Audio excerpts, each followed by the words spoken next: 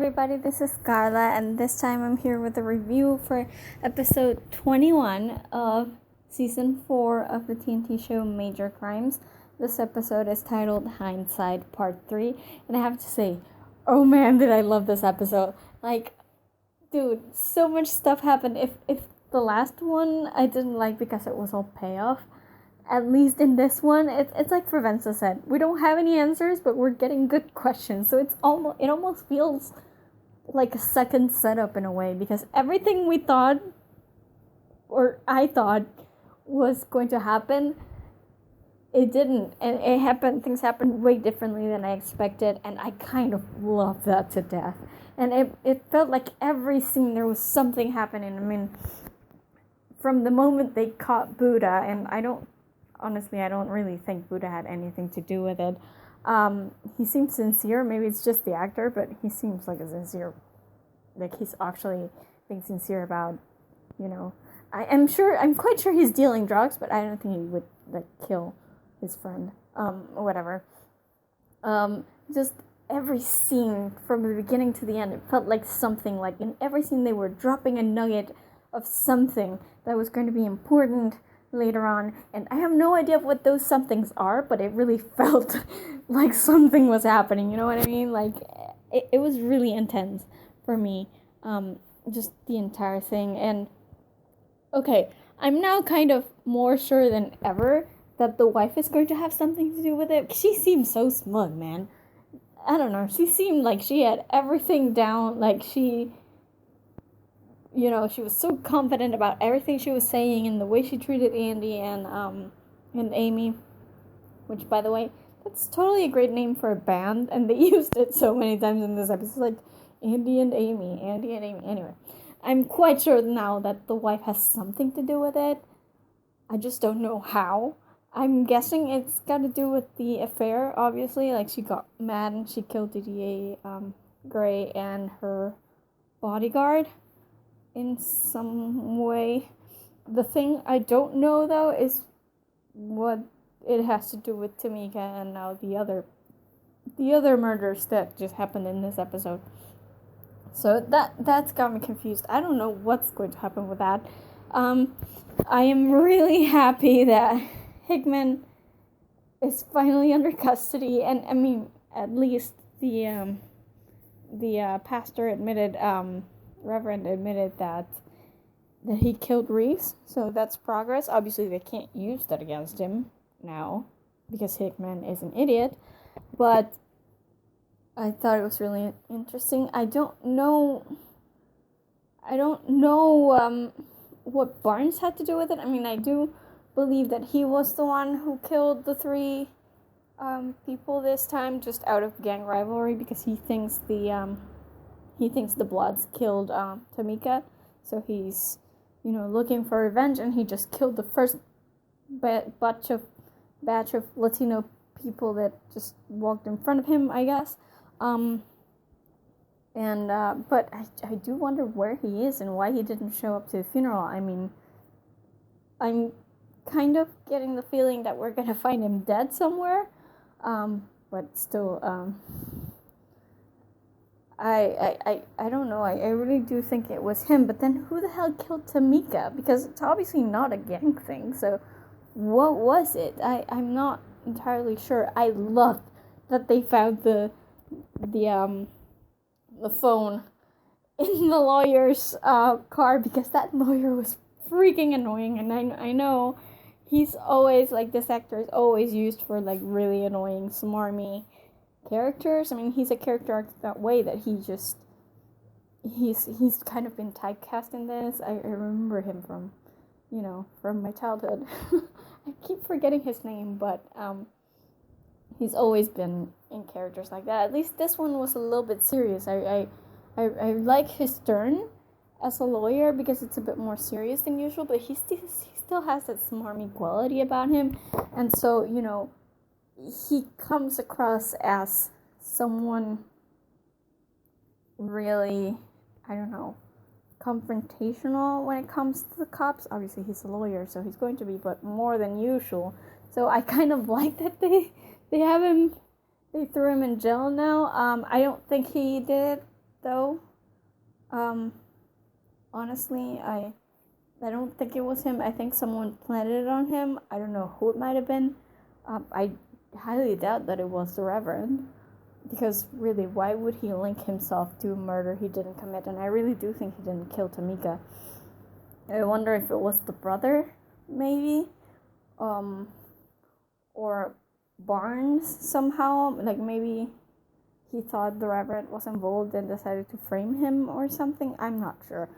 I don't even know what's going on anymore. But I really like that fact. I love that I can't tell where this is going. The whole thing with Julio bringing Sharon that evidence, and then Sharon being like, yeah, Julio, don't tell anybody, this stays between you and me. I'm like, he's gonna tell the lady, right? The whatever her last name is, the widow. He's gonna tell her, right? And it's going to make everything worse. And then there's the fact that Hickman's wife basically revealed to everybody that she knew Amy from before and that she'd seen her a couple times, and obviously that's going to come up. I'm still waiting for Amy and Tao to actually speak to each other about this, because I really think that needs to happen somewhere in the next 2 episodes. But I like that Tao didn't out her as having talked to Hickman, even though he knows. I really like this whole thing, and then the involvement of Andrea Hobbs and being like, yeah, this lady slept with everybody important, basically, so we couldn't say anything bad about her, because then this stuff would come out, and that would be bad for people's reputations. I'm like, politics, it always happens that way. I mean, I could have done without the woman's, reputation being dragged through the mud as a, somebody who sleeps with a lot of people, but it's still interesting, and that's gonna come back to haunt them, I'm sure. But it's really interesting because I wasn't expecting it, and it does, talk a lot about the politics of everything, of the LAPD and of the DA's office, and it's all politics. No matter how many hardworking people you have that wanna actually, do something right for the people they're protecting, there's always some, bureaucrat out there who will be doing things in a dodgy way just because they want to make money or they want to get to the top or something. So I thought that was really interesting to see, and I really do think that the Julio is going to blab somehow. I wish they didn't, but I really do think that it will happen. So there was something else I wanted to say and I just forgot. The whole thing with Rusty, I feel for the guy. I love. I just remembered. I thought it was really great how they kept bringing up, like Sharon herself kept bringing up the fact that she had been in IA before. Because it works to the continuity, because I never watched The Closer. I didn't like it. I didn't really like Brenda. I know I sound awful and you want to kill me right now, but I didn't really like Brenda, so I only started watching when Major Crimes started, because, now that Brenda wasn't around, it was slightly better for me, and then I got into it, right? So, but still, even though I wasn't a fan of The Closer, I still like the fact that this is in the same continuity, and every reference we get to Sharon being in IA is great, because I remember how it was at the beginning, where everybody was like everybody just really hated her, because, it happens with cops that they don't like the IA people,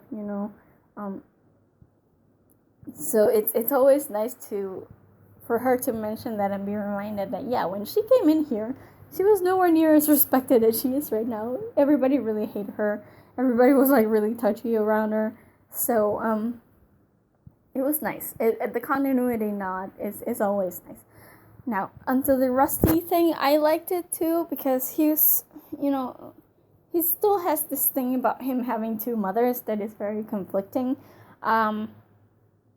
But it's good to see that he still, even though he has his mom, his biological mom, whom he still cares about, because I don't think that's something you can really lose, no matter how badly they screw you up. They're still your mother for the most part. But he still does reassure Sharon that she's his mother. She's the one who's made him who he is now, and she's the one who deserves all his gratitude. I did like, however, that his mother now feels, she's turned the page. She really has. I feel kind of guilty for it, because I kept thinking in the first 2 episodes, I kept thinking to myself, man, she's never going to change. He should expect for her to actually turn and do him wrong somehow, or fall back into drugs or something. I really like that she seems sincere, and I really like that it seems like she's taking the fall for Gary just so that nothing will happen to Rusty, because she loves him. It's good to see that. It's good for him to know that people love him, because he hasn't had that for so long. So for her to actually tell him that she loves him and do this for him. I mean, he's gonna be guilty as hell, I'm sure, but from an outside point of view, it's really nice. He deserves it.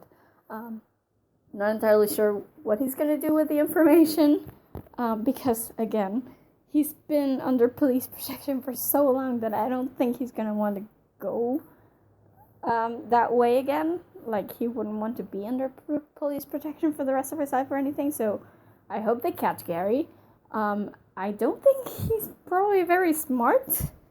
If he just allows his girlfriend/wife, whatever, to just keep his car and drive it around. I don't think he's very smart. So whatever threat he poses to Rusty, I don't think it's going to be that huge.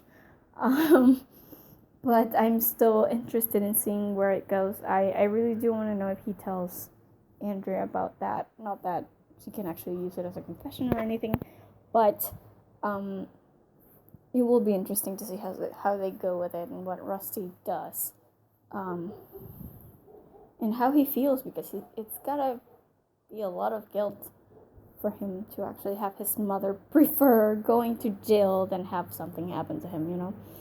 That's gotta be tough. But, overall, I really loved this episode. It was really intense, and I really like what they're doing with this, 5-episode story arc. It's really interesting, and you can just feel the build-up, and I love build-up, and I can't wait to have, all these weird-ass questions just come to a solution, hopefully in the next 2 episodes at some point, because I'm really confused. I don't know what's happening anymore. All I know is that that the Reverend killed the cop. That's for sure. I think the ex-wife maybe killed the DA and the bodyguard, I guess. I have no idea who killed Tamika, though, and I have no idea how Tamika's husband, is involved into all of this, except for killing the gang people. I really want to know. An episode is good when he just has you chomping at the bit to just know and understand, because right now I'm so confused in a good way. I like being this type of confused. So yeah, I just thought it was a really great episode, really intense. I really loved it. It had a little bit of everything I was hoping for, and a lot of stuff that I wasn't hoping for, but they gave it to me, and now I have to figure out what the heck it all means, and I know I won't. But it's still gonna be entertaining to just be keep thinking about where this thing is going. So, good episode, really loved it, and that's it, I guess, for my review, because I don't think I can say anything else about it without going into wild speculation territory. Anyway, as always, be sure to visit our website at thegeekypub.com. We have reviews not just for the previous episodes of Major Crimes, but also for other TV shows, books, movies, games. We have a ton of stuff in there, so be sure to visit and check it out. And also, don't forget to subscribe to our YouTube channel because that's usually where our reviews go up first. Even before they hit the website, most of the time they're on YouTube already. So if you subscribe to our channel, you'll be able to be notified straight away whenever we upload something new. And that's it for me today. I will see you guys in my next review. Bye.